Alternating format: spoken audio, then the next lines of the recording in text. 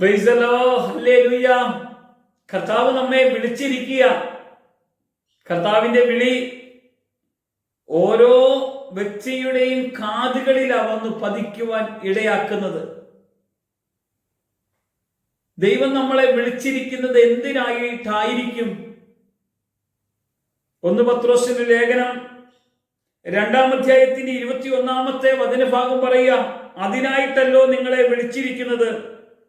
ക്രിസ്തു നിങ്ങൾക്ക് വേണ്ടി കഷ്ടം അനുഭവിച്ചു. നിങ്ങൾ അവന്റെ കാഴ്ചവിട് പിന്തുടരുവാൻ ഒരു മാതൃക വെച്ചേച്ചു പോയിരിക്കുന്നു. ഇവിടെയാ കർത്താവ് നമ്മെ ഓർമ്മപ്പെടുത്തുന്നത്. ഞാൻ നിങ്ങളെ വിളിച്ചു, ഞാൻ നിങ്ങൾക്കൊരു മാതൃക വെച്ചേച്ചു പോയിരിക്കുകയാണ്. എന്തിനാ? എന്റെ കാഴ്ചവിട് പിന്തുടരണം. ഞാൻ നിങ്ങൾക്ക് വേണ്ടി കഷ്ടം അനുഭവിച്ച ആ മാതൃക നിങ്ങളുടെ ജീവിതത്തിൽ നിങ്ങൾ ഏറ്റെടുക്കണം. യേശു പറയുക, ചെന്നായ്ക്കളുടെ ഇടയിലേക്ക് കുഞ്ഞാടുകളെ എന്ന പോലെ ഞാൻ നിങ്ങളെ അയക്കും. അയക്കുമ്പോൾ നിങ്ങൾ സന്തോഷിച്ചും ആനന്ദിച്ചും പ്രാർത്ഥിച്ചും വേണം കടന്നു പോകാൻ.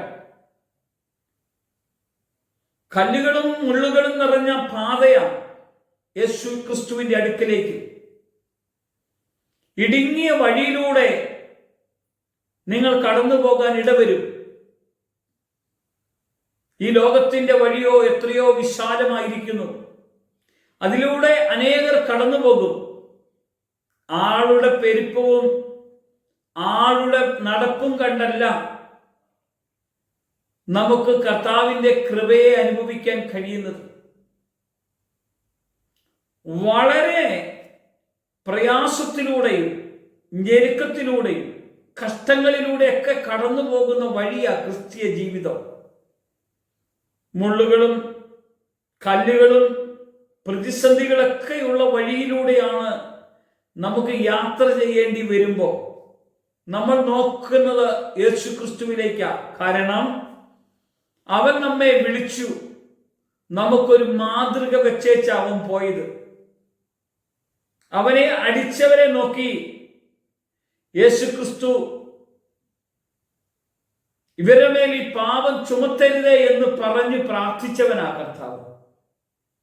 നിന്ദിച്ചവരെയും പരിഹസിച്ചവരെയും തള്ളിക്കളഞ്ഞവരെയും ഒറ്റിക്കൊടുത്തവനെയും മാറ്റി നിർത്തിയവനെ എല്ലാം നോക്കി ഇവിടെ മേൽ ഈ പാപം ചുമത്തരുതേ എന്ന് പറയുവാനും ആ പാപങ്ങളെ തന്റെ ശരീരത്തിൽ വഹിക്കുവാനും അവന്റെ അടിപ്പിണരുകളാൽ നമുക്ക് സൗഖ്യവും വിടുതലും തന്ന് ഈ ഒരു മാതൃകയാ ക്രിസ്തീയ ജീവിതത്തിൽ നമുക്ക് കാണിച്ചു തന്നത്.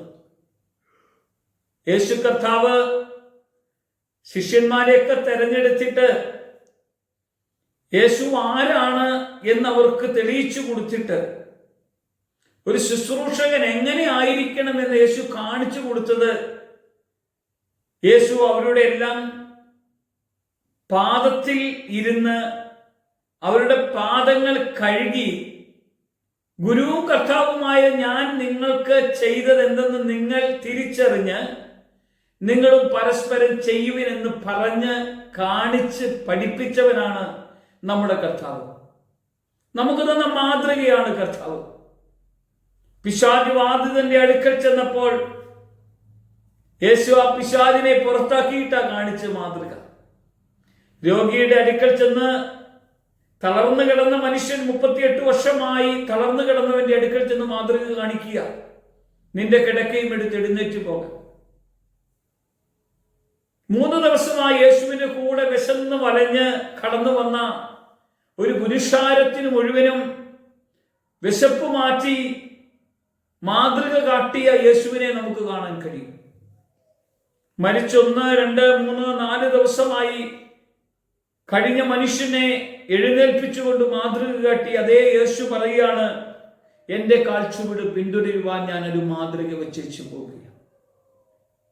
നമുക്ക് വെച്ച മാതൃക ഇതൊക്കെ.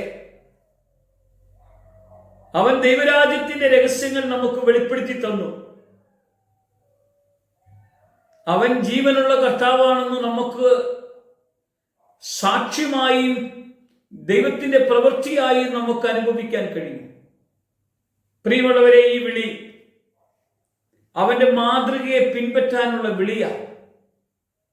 ഈ മാതൃക അനുസരിച്ച് അവന്റെ കാഴ്ചപ്പാടുകളെ പിന്തുടരുവാൻ നമുക്ക് ഹൃദയം കൊണ്ടൊന്ന് ആഗ്രഹിച്ച് പ്രാർത്ഥിക്കണ്ടേ? ലോകത്തിൽ ആരും നമുക്ക് ഇതുപോലെ ഒരു മാതൃക തന്നിട്ടില്ല.